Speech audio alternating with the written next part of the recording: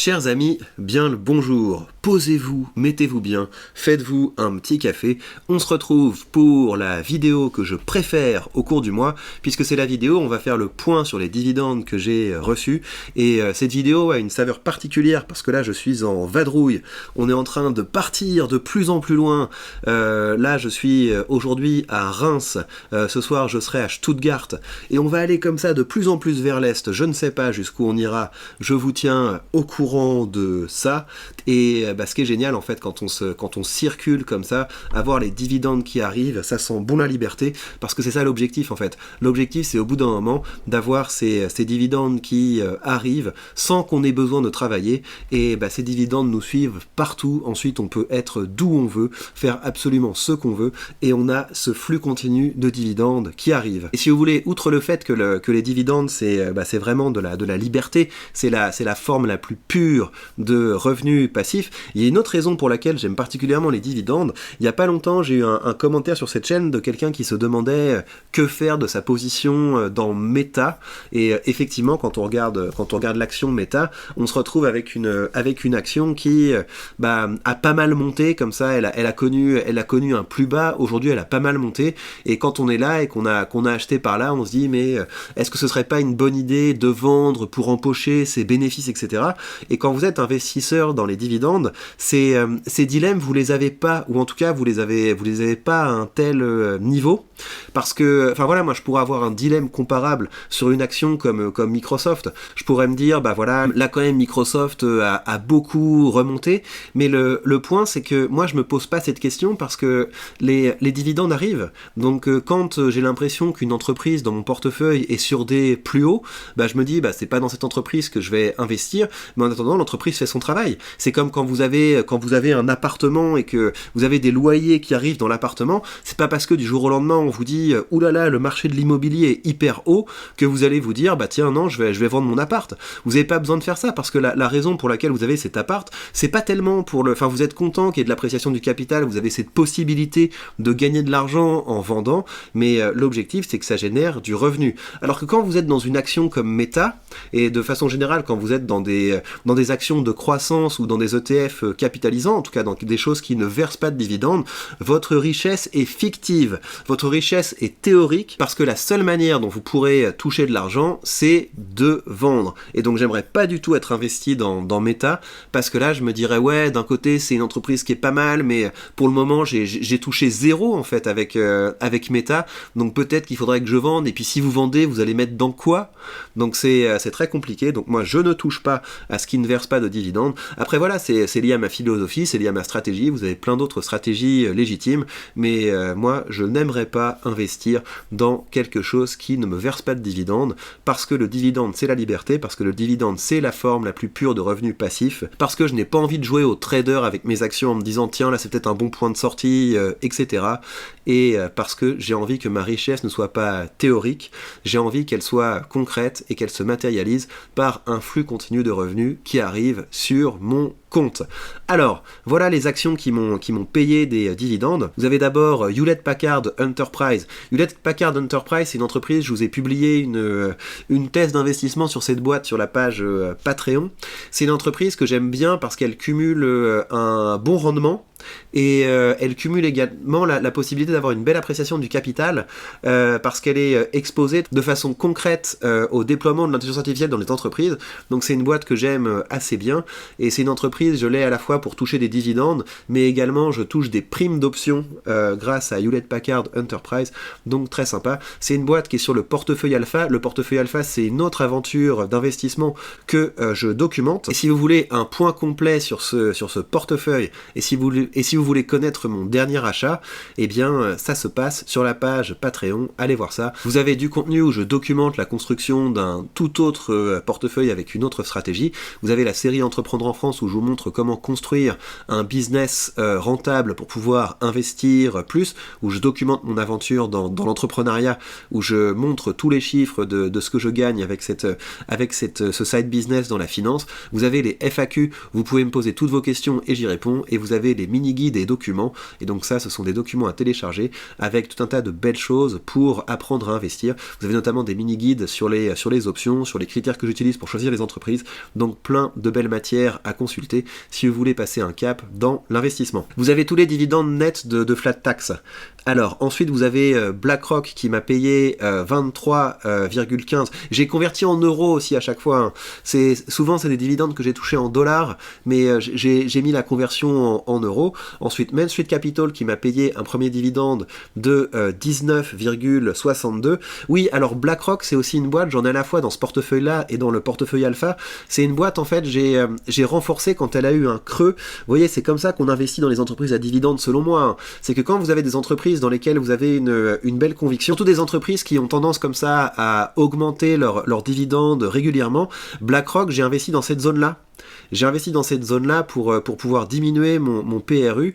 C'était une assez bonne idée parce que BlackRock s'est bien reprise et maintenant on a dépassé les 800 et c'est une entreprise, je vais continuer à investir régulièrement dedans. Quand vous regardez les finances de BlackRock, moi je la trouve intéressante. Peut-être pas à ce prix-là, hein, mais vous avez une boîte avec pour moi pas mal de voyants qui sont au vert. Vous avez le chiffre d'affaires qui est plutôt cyclique mais qui est quand même croissant.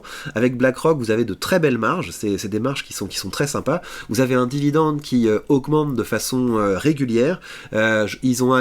Habituellement, ils ont tendance à augmenter leurs dividendes de près de 10% ou de plus de 10% par an, donc j'aime beaucoup ça. Vous avez le free cash flow par action qui a tendance à croître fortement, et enfin voilà, moi c'est une entreprise qui me plaît beaucoup. Vous avez pas de dette. Le seul problème avec une boîte comme... en fait, je vois deux problèmes avec une boîte comme BlackRock. C'est d'une part, c'est une boîte qui est très cyclique, donc quand les marchés baissent, ça veut dire qu'il y a moins de gens qui investissent et donc ils ont moins de revenus par leurs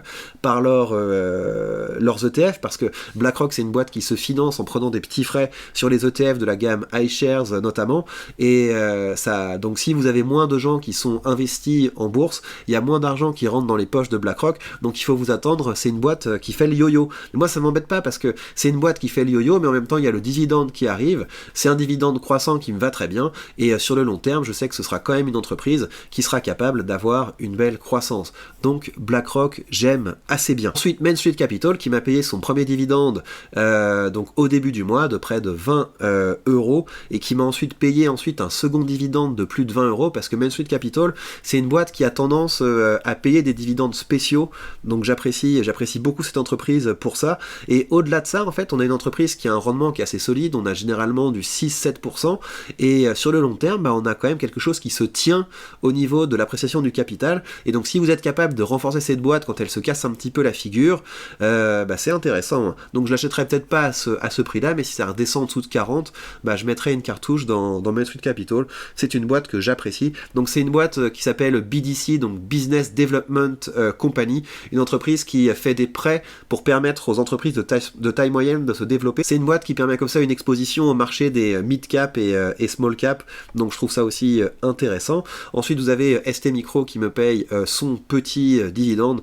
ST Micro, en fait, c'est le genre de boîte où c'est très intéressant de faire des options dessus, parce que vu que c'est une boîte en plus qui a pas mal de volatilité, vous avez en général des primes qui sont élevées, et donc vous voyez que j'ai des options en cours sur ST Micro. J'ai vendu un call et un put. Sur ces deux options, je suis en plus-value, mais je pense que c'est assez large.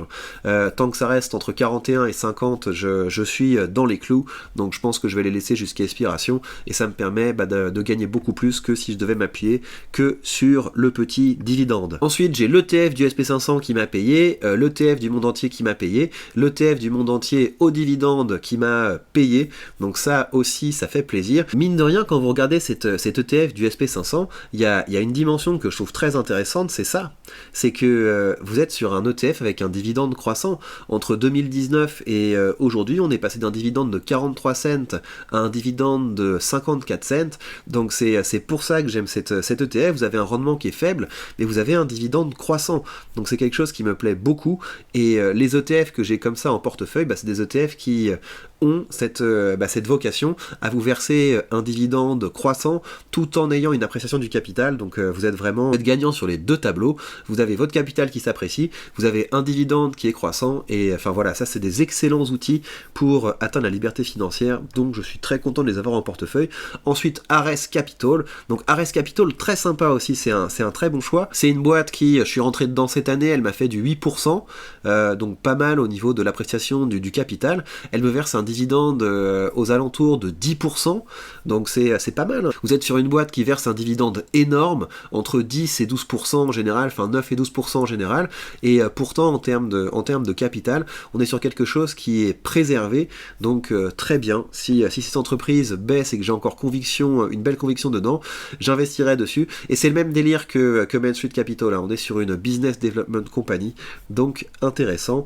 Et finalement, j'ai Realty Income qui m'a versé son dividende, et ça fait que au total, j'ai touché 264 € en dividende pour ce mois. C'est ici, donc on a eu finalement un beau mois de décembre. Maintenant, si on regarde en termes de trimestre, pour ce 4e trimestre, j'ai touché près de 600 € en dividende, et si on regarde sur l'année, j'ai touché 2830 € en dividende, et à comparer à l'année précédente où j'avais touché un peu plus de 2000 €. Donc on a une belle croissance à ce niveau-là. On va dépasser allègrement les 3000 € en dividende en 2024. En ce mois de décembre, j'ai touché également 73,49 € en revenus Realty, donc c'est converti en euros, hein. J'ai touché en dollars les loyers que je reçois, et donc ça veut dire que l'un dans l'autre, j'ai touché 338 € en revenus passifs pour ce mois de décembre. Donc on ne vit pas avec 338 €, mais ça devient quelque chose qui est intéressant. C'est de l'argent que je réinvestis pour faire marcher l'effet cumulé. Mais si j'avais besoin comme ça un mois, je ne sais pas pourquoi, j'ai une facture de rectification d'électricité ou que sais-je, eh bien mon portefeuille peut venir à mon secours avec ce flux continu de cash qui arrive régulièrement dans ma poche. Pour le reste, on a un portefeuille qui nous a donné un très beau rendement cette année, donc je l'aime bien.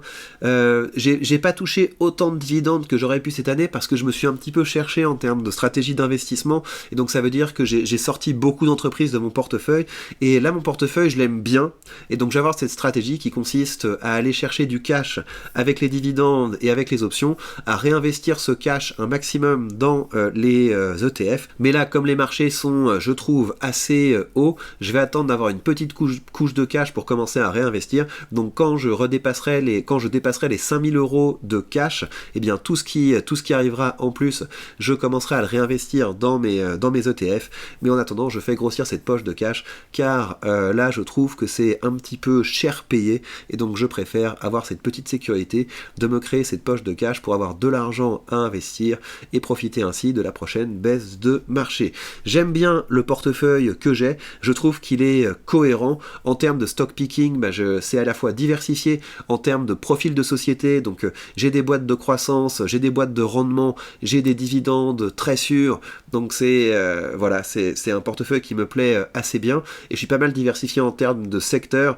J'ai l'énergie, j'ai les semi-conducteurs, j'ai la consommation de base, j'ai l'immobilier, j'ai la tech, j'ai la finance, j'ai une exposition à plein de secteurs et à l'économie de la petite et moyenne entreprise avec Ares Capital, avec Main Street Capital, et pour le reste je suis exposé à l'ensemble du monde via mes ETF, donc on est très bien parti. Le portefeuille devrait pas bouger énormément, mais par contre il va grandir et grossir, mais je documenterai tout ça au cours de l'année prochaine. Et d'ici là, je vous rappelle que si vous voulez commencer à investir avec un portefeuille qui vous donne entre les mains tous les leviers de la liberté financière, acheter des actions partout dans le monde, acheter des ETF à moindre frais, et pourquoi pas vendre des options pour augmenter le rendement de votre portefeuille, et bien vous savez que vous avez sous cette vidéo le lien vers le courtier que j'utilise, mon courtier de Giro, et ce qui est bien, c'est qu'avec mon lien affilié, vous avez 100 € de frais de courtage remboursés, ce qui vous permettra d'ouvrir vos premières positions de façon tout à fait indolore.